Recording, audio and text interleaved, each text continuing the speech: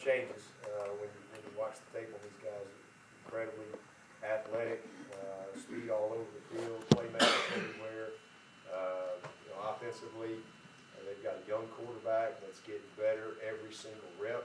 And the one thing I'll say about them offensively is they've stayed patient all year. Even when they've gotten down, they've not panicked. They've stayed within their plan, and they've always come back. The Louisville game that thing kind of got away early, and it was over. But whether it was Ole Miss or North Carolina or whoever, they just continue to play, and they're a run the ball first type of a team. Create a lot of challenges with their play action game. They're a great screen team. A lot of boots, a lot of bunch sets, a lot of things that create some issues for you from a leverage standpoint, and being able to match up with their receivers, and with all the crossers and heavy play action, some max protection, cross country type of routes. They do a great job, schematically. Really do a good job. And the quarterback, like I said, has gotten more and more comfortable as the season has gone on. Very good player, big arm, can make all the throws. He's also dangerous with his legs. Does a great job scrambling for him. They will run him with some design quarterback run stuff. So a young player that's just blossoming and going to continue to get better. They got 4 out of their 5 starters back in the offensive line that we played against last year, so know all about them. Their receivers it doesn't matter what year it is, they always have great skill, always have great receivers. 15, 3, and 8 they're just 3 next guys. They're really good players. Played against us last year, and 8 can absolutely fly. He's a weapon in the return game as well for him. Same thing with 3. So just really good all-around team. But number 4 is special. He is just one of those guys. As I said last year, he just, sometimes you play teams and there's a guy that you hold your breath and he touches it, and that's kind of how he is. They do a great job. They use him a lot like we used to use Spiller. They're not going to come out of the ball game without number 4 touching it a bunch. They're going to hand it to him. They're going to screen it to him. They're going to flare it to him. They're going to angle it to him. They're going to play action it to him. They're going to do a lot of different things to get him the football. They'll throw it back to him. So he is a guy that when he touches it, he can make a big play at any time. And then he breaks a lot of tackles.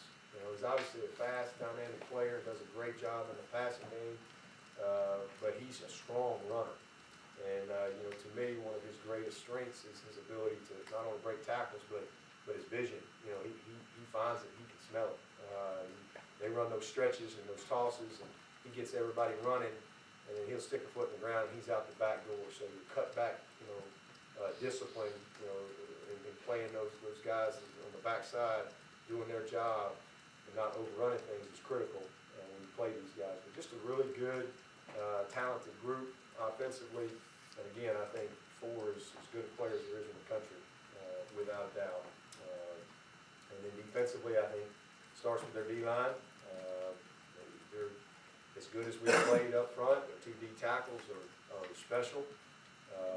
Really great football players inside. Very difficult to move, run the football against them. 44 he's kind of their Ben Boulware, if you will. He is the heart of their defense. Tremendous football player. Guy we recruited, great energy, and a very dynamic guy. Does a great job. And third downs, they'll move him inside, and he is a matchup problem inside with his quickness and his ability to play with great strength. So second level backers, all 235. They can all run. Just all 4 or 5 star guys. Number 4, Fadden leads the nation in interceptions. I know they've had a couple of safeties that have been hurt for them, but the last couple of weeks they've been playing some other guys and getting those guys settled in. So, talented football team, good kicker, good punter, good returners, and just typical Florida State. So, a lot of respect for them. Look forward to going down there and competing against one of the best teams in the country. And and with that, I'm going to take questions. One thing I would say, I just want to congratulate our women's soccer team. Coach Eddie got the girls playing great. I think they're undefeated at home, and they play Duke Thursday. And I think that's for the ACC regular season championship. So really proud of our women's soccer team, proud of what our men's team is doing. I think they're top 10 as well. It's really a great time of year, to be honest with you. We got a lot going on. We got basketball starting up. I think Coach Brad last week had a chance to, some of you guys go out there and play some bad golf. Sure. But got basketball season coming on board. Excited about the new Coliseum, and it's just a great time of year. Football going on. Pro football's in full speed. We got the Cubs tonight. It doesn't get any better than that. Go Cubbies. John Lester on the mound. His wife is a Clemson grad, just so you know. And looking forward to all that's coming our way starting this week and the rest of the year. A lot of fun. Dabo, Dave Doran on his TV show seemed to indicate that knocking Gallman out was among their list of accomplishments. What have you seen that, and what are your? No, I don't spend a lot of time watching coaches' shows. I have not seen it, heard about it. I actually talked to Dave. He actually called me yesterday. We had a good talk about that. You know, we move on. We're getting ready for Florida State. Coach, your last trip to Tallahassee kind of felt like that NC State game. A lot of mistakes and turnovers. Felt like you should have won easily. Do you revisit that at all with the team the last trip down there? Not really. I mean, they know. I mean, they know that. You talk about, whenever you play an opponent, you'll kind of revisit some of the things that you did good, things that you did bad. But these guys. I mean, our juniors and seniors have only been there one time, and that was that game. And so we don't have many guys that played in that game. We have very few guys on this team that played in that game. We only got 22 total seniors and juniors as it is. So some of those freshmen probably didn't even play 2014. But they know, they know that we certainly had we had plenty of opportunities to win the game. I think we had 500 something yards of offense, but we turned it over. We had bad snaps. I remember we had a 2nd and 24, and McKenzie's up there playing like it's 3rd and 1 in trips. They threw about a 76-yard touchdown on us. I mean, with about 6 minutes to play, to tie it up. They were just, but they give them credit. They made the plays in the critical situations, and we did. We had chances to win it. We didn't do it. You got to win the game. I mean, you got to win it, and we didn't do it when we had those opportunities. But our freshmen and sophomores, which is what most of our team, it's a very young football team. A lot of people don't think that because we got some really good, savvy leaders and experienced guys, but there's very few of those guys. I mean, the majority of our team are freshmen and sophomores. That sophomore class is huge. None of those guys have played there, so it's a new experience for all them guys. They don't know. All they know is what it takes to win, and that's what we focus on, regardless of where we play. Whether we're playing at home, whether we're playing on the road, our guys know what it takes to win, and that doesn't change from week to week. I guess Hunter was getting a CAT scan on his wrist. Is he going to have to wear a brace? Or a cast? I don't think so. I think he's going to be all right. But I think they were doing that yesterday or this morning, and I have not heard back from Danny on that. But I think he's good. He was fine last week too, or 2 weeks ago. Dabo, when was the last time Deshaun Watson did something in a game or in practice that surprised you, made you say, wow, I didn't think you could do that? That surprised me? I don't know. Nothing really. I mean, he's just, nothing really he does surprises me. It just makes me proud. I mean, just like the pick six that he had. That's his first pick six ever, by the way. Not just at Clemson, high school, middle school. Because I was just messing with him. I said, that's your first pick six? And he goes, yeah, ever. And he goes, like ever in his whole life. And he wasn't real happy about that. But what did he do? He comes back and he sets a career record at 14 straight completions after that pick six. And that's pretty impressive. But that doesn't surprise me. I mean, it's just another one of those things that just kind of, You know, but the play of the year to me, for Deshaun Watson, you know, if I'm a scout, and I'm watching Deshaun Watson, first of all, he's playing, our offense is better than we were last year, despite what y'all write. You know, last year, y'all tell us how great we were, and this year we're averaging more yards. We got the same amount of touchdowns. Now I think we're one less touchdown, more touchdown passes, less interceptions. You know, we're averaging more yards per play, better on third down.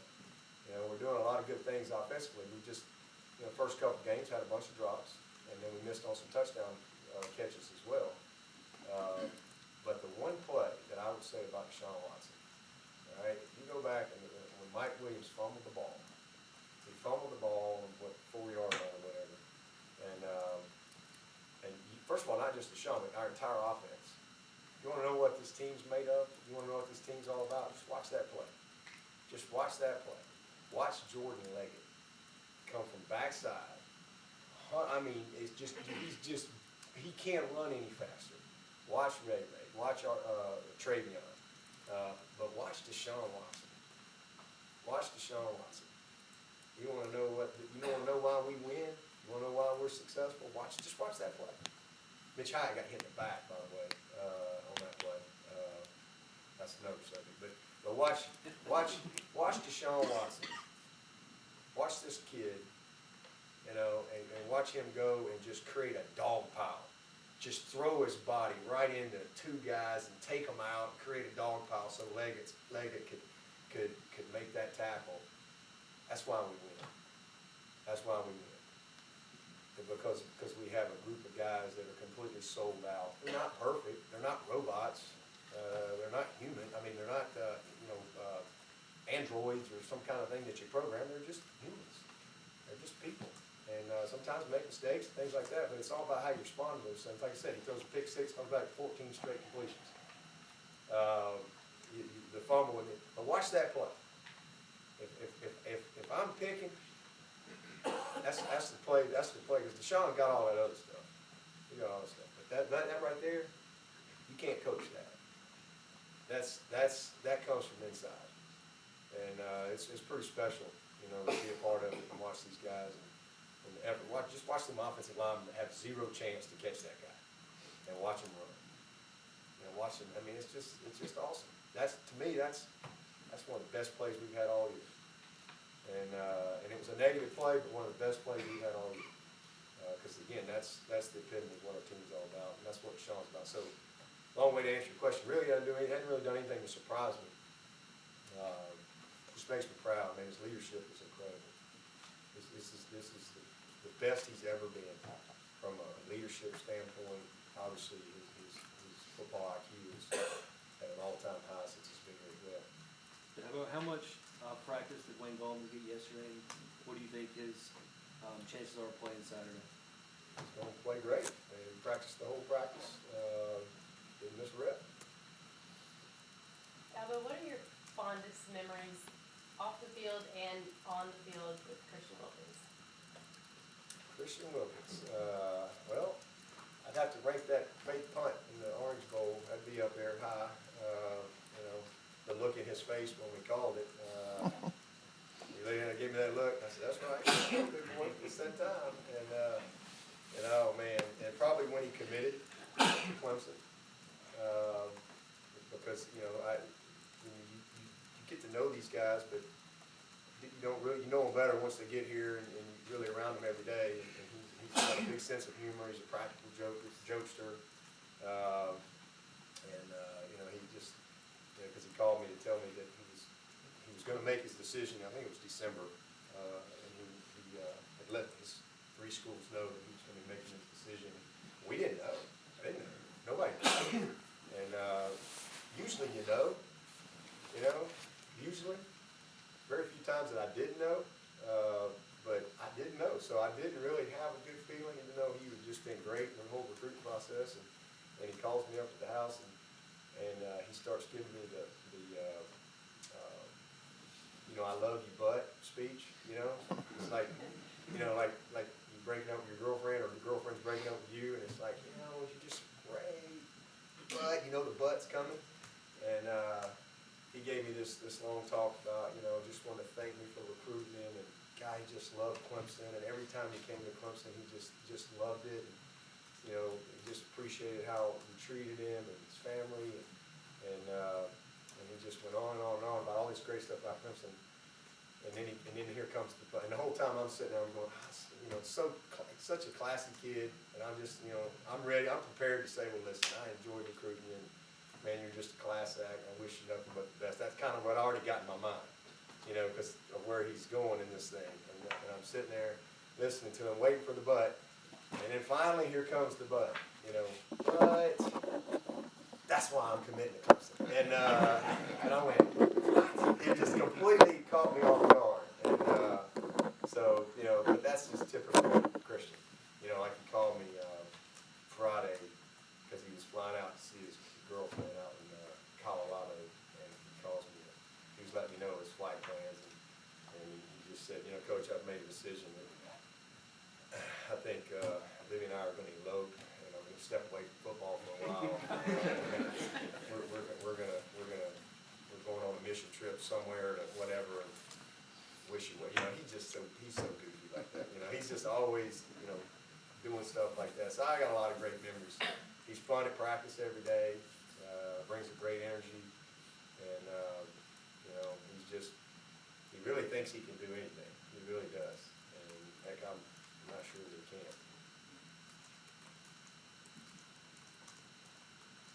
So Wayne has passed concussion protocol, and he'll practice in pads and everything. Yeah, he practiced yesterday. He did pass today. Coach, with all the losses. Big news. Wayne Gallman's going to play Saturday. Yesterday, 8:22 p.m. he was a bit ambiguous about whether he had a concussion. And has there been any sort of disconnect about what he told the trainers? Or? No. There was no disconnect at all. He just, like I said, he really responded well. They have a protocol that you go through. And, he's going to practice in pads today. He's going to do all the team stuff. We're not going to put him in inside drill today. We'll put him back in inside drill tomorrow. But he'll do everything else, and he's good to go.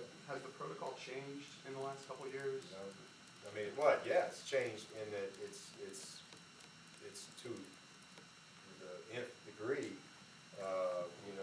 as far as the side of caution.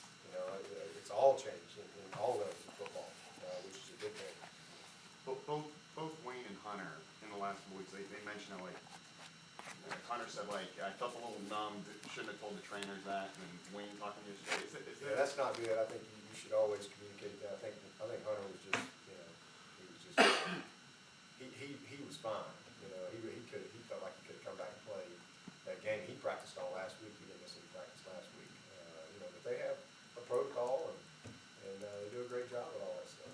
I just always sit around and say, tell me who to play. I don't get involved in any of that. But Wayne was really great and responsive the next day, that afternoon, the next day, and all last week. But he's gone through the whole protocol, and he's ready to go. Do you find that players are more hesitant to report any kind of injuries, concussion, or otherwise? No, I think it's just the opposite.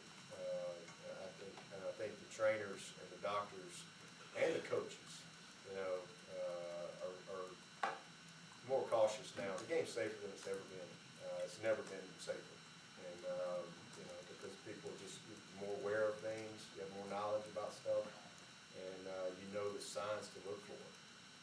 And if there's any question at all, you're out. It's just the way it is. But I have not noticed that. I think the players have a much better understanding, and it's not seemed like back when I was playing. I mean, if you complained about something, you were perceived as soft or not tough or whatever, and that culture has changed drastically, without a doubt. Did you think that was targeting on Rob? I thought it was a pretty vicious hit, but we sent it in, and they said it wasn't targeting, so I guess it wasn't. Coach, despite losing 3 underclassmen starters in the secondary, you're currently ranked number 7 in passing defense, allowing 166 yards a game. What can you say about the job that Coach Reed and Coach Venables have done there? Tremendous job. I think the guys have really bought in to the disciplines of the defense, and leadership in their preparation, attention to details, studying the opponents each and every week. You know, Jadar has been, to me, the player of the year. You know, he's that guy this year that has just taken us to another level. I mean, I can't stress that enough. I'm really proud of Jadar. He has been as consistent a player as we've had on our football team. And we were very hopeful that he would take that next step. The boy has it.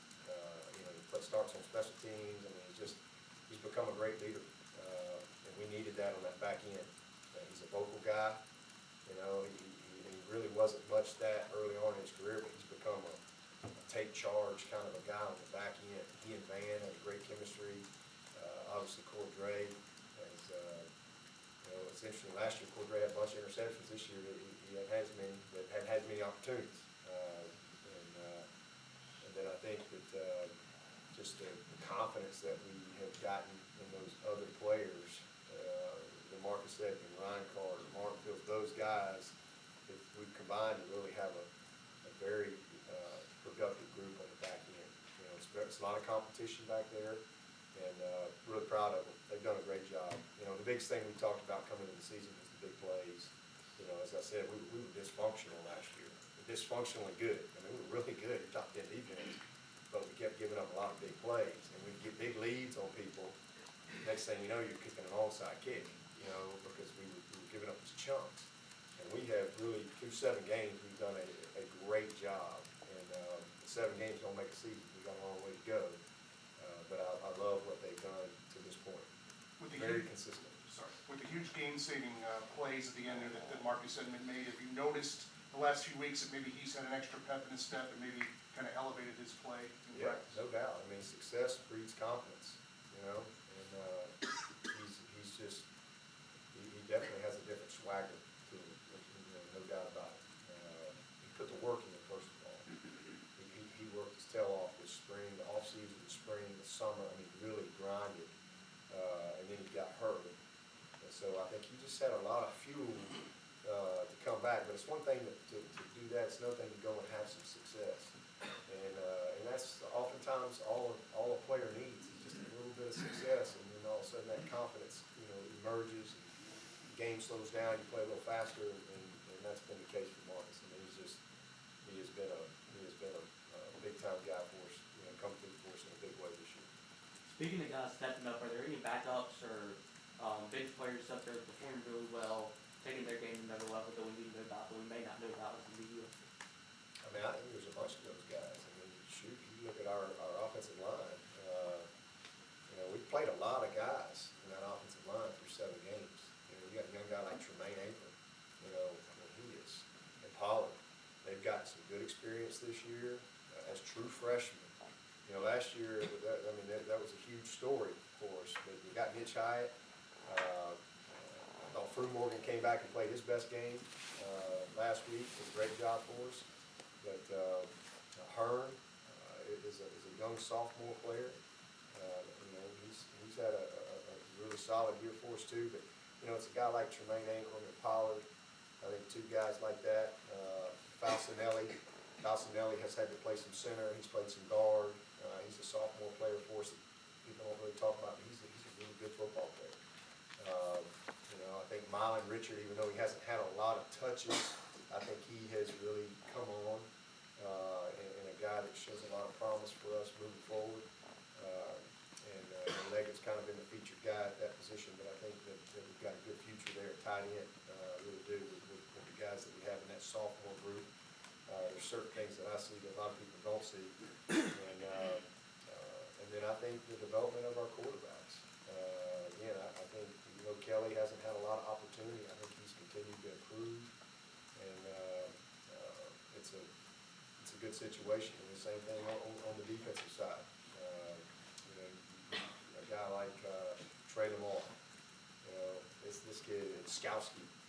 Here's a couple of young guys that are going to be great for Trayvon.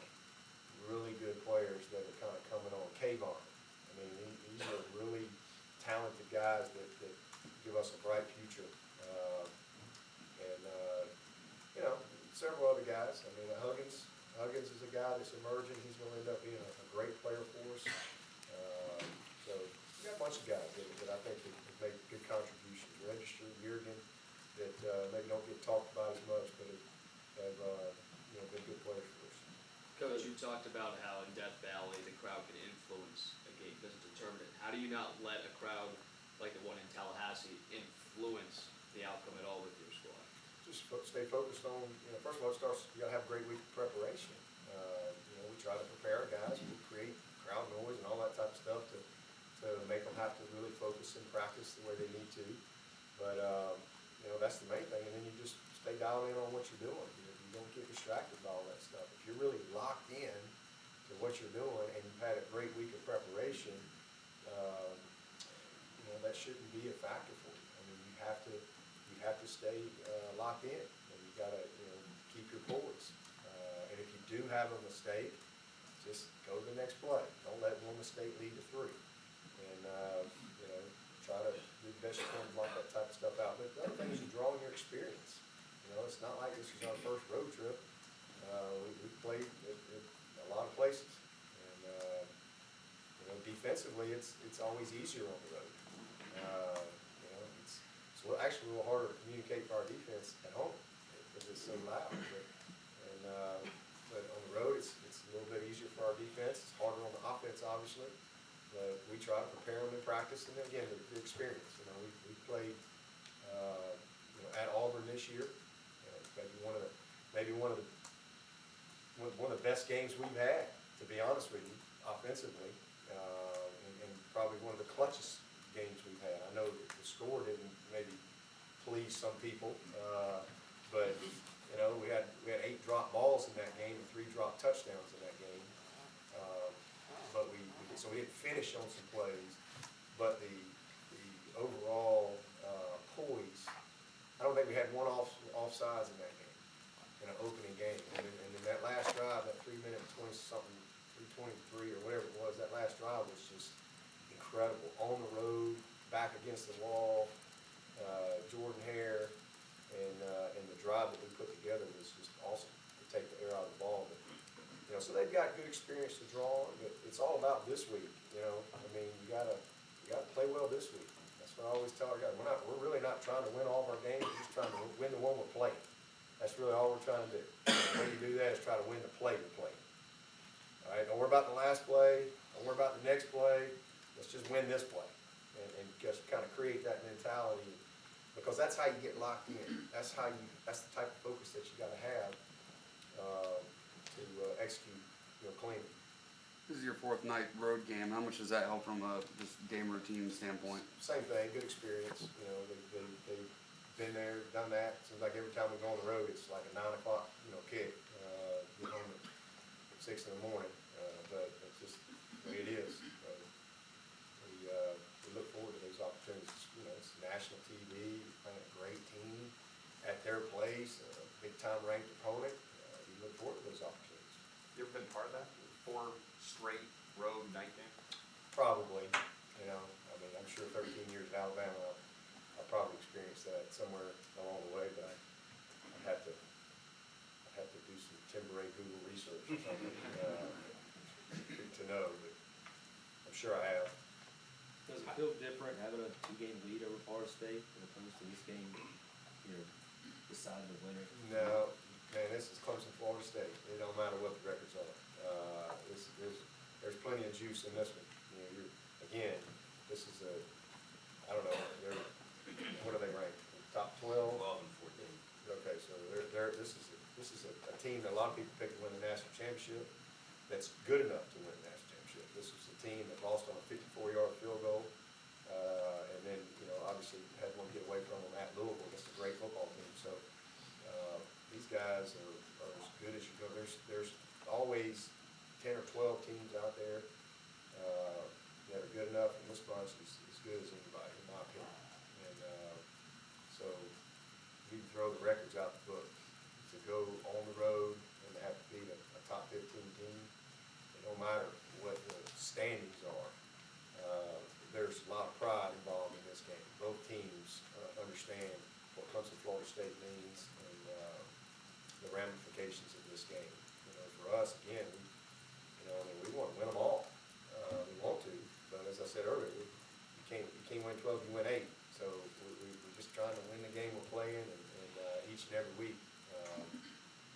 best we can. And whatever result we get, move on to the next one. And it's the same thing for Florida State. You know, it's all about this week. They can't worry about what happened earlier in the year. I promise you, they ain't gonna be thinking about that. They're gonna be focused on trying to beat Clemson, and continue. They've got a lot at stake. They've got a lot of opportunity out there, for postseason. So, you know, it really doesn't have anything to do with it. Did you see anything different from your team after that NC State game when we went back to practice? Was there a greater sense of urgency or maybe a sense of relief, or did anything change in the approach? No, see, that's- Just being how that's- close you were yeah, in that game to not win? No, see, that insinuates that there wasn't a sense of urgency for that game. And, that couldn't be further from the truth. Watch the tape. And you talk about tremendous effort. Now, that doesn't mean the other team doesn't make good plays, and you know, everybody's got good players, but you can't have a better sense of urgency. You know, because we had 4 turnovers and 3 opportunities inside the 5-yard line, does that mean Ben Boulware didn't play with a sense of urgency? No. Does that mean Deshaun had one of his best games? This kid completes 75% of his passes on 52 attempts. I don't know how you can play better. You know, had one bad decision on the six, but we guys played with a great sense of urgency, a great will to win. We just had some mistakes. We made some bad plays, and they made a few good ones on them. They scored 1 touchdown. You know, I mean, it's one thing if you're out there and just, you know, you're all a bunch of 3 and outs and you're just sloshing around and you're not finishing blocks and, you know, you get stoned at the point of attack and all that stuff. But we had 1 3 and out, 91 plays, 500 yards of offense, and 4 turnovers. You know, it's just frustrating because we again, 4 times in the red zone, we got 0 points. It allowed the game to stay close. And 3 inside the 5. I don't know that I've ever been a part of that. You don't at least get a field goal. And so there was some frustration in that we, you know, but the effort was tremendous. Guys laid it on the line. It was a great sense of urgency to win the game. I think if anything, maybe it just kind of, you know, that locker room was awesome, you know, because these guys appreciate winning. You know, they appreciate winning. And I love that about this team. You know, they appreciate it. And so do I. You know, again, we try to correct the mistakes. We had a great week of practice last week. And, you know, again, it's not a lack of, the sense of urgency is just the opposite. I mean, you know, Mike Williams wasn't being casual and nonchalant. He's fighting and scratching and clawing for 1 more yard. And we have a turnover. Wayne Gallman is ripping, running violently. And it's a big hit, and he fumbles the ball. You know, Tyshawn trying to go in, he's just fighting, and the guy gets the ball out. You know, again, it wasn't from a lack of sense of urgency. So that's what that question insinuates. You know, these guys we probably played one of our best games against NC State in a lot of areas. What kind of edge does the jumbo formation give you, and how long did it take you to figure out that Dexter and Christian were the perfect guys for that? Just this summer, watching them in summer camp. I'd already kind of thought about some things for Christian when I watched Big Dex, and you know, I just felt like it'd be something that we could, you know, have an edge on, and you know, just sheer strength. I mean, it's just hard. I mean, even if you fit it up, you got a lot of mass coming at you there. So we just, you know, wanted to kind of create a little package, and it's come through for us in a couple big situations. But you know, they're capable of handling it mentally and physically. They're just obviously gifted. I mean, you know, one is 342, and the other one is about 315 or so. So just inertia. That's really it. Coach, on the decision to call the timeout and ice the kicker against NC State, you see that called a lot in college, high school, pro football. In your career, I'm pretty sure you've seen a lot. What was your reaction to the result of that call? We missed it. We still got it. We're still alive. We still got a chance to win it. The game ain't over. All right, let's go win it in overtime. You know, I mean, just trying to, you know, sometimes it works, sometimes it doesn't. But I was trying to hang on to one. Because I knew it was going to be a field goal. I knew there was, regardless of when they, like I said last week, I thought that they would use their timeouts and try to score. You know, that surprised me a little bit, but, I was trying to hang on to it, and, just for that purpose, because I knew a kick was coming, and, you know, just trying anything that you can, that worked out for us. I'm not sure we wouldn't have blocked it, to be honest with you, had it been on target. And that, you know, that's the other thing, you know, don't think that the game doesn't impact those things. We blocked one, almost got another one, they missed one, you know, pressure, I mean, and then I tell you, we had good push on that one, and Jadar was, I'm not sure he wouldn't have blocked it. Just tremendous effort by our guys, we missed it, you know, it's part of it, just like we got inside the 5 3 times and missed it too. Missed opportunities to score. It's all part of the game, and that play went our way and gave us a chance to keep playing. And that's what we say, 60 minutes or as long as it takes to finish, and we were able to finish the game. Coach, this road schedule that you guys have had, how much can those matchups compare to Doak Campbell at a night venue, big crowd like that, or is that matchup unique, what you guys have had experience? Again, I think you draw on all your experience. You know, going to Jordan Hare is a tremendous challenge. Going down to Atlanta this year, a place we hadn't won in, you know, since I was in middle school, I guess, and we were able to do that. You know, so I think you draw on all those experiences. I mean, it's a great venue. They do a great job. They'll show up, and it'll be rocking. You know, 8:22 kickoff in Tallahassee, Clemson, Florida State. I mean, anything any better than that would be awesome.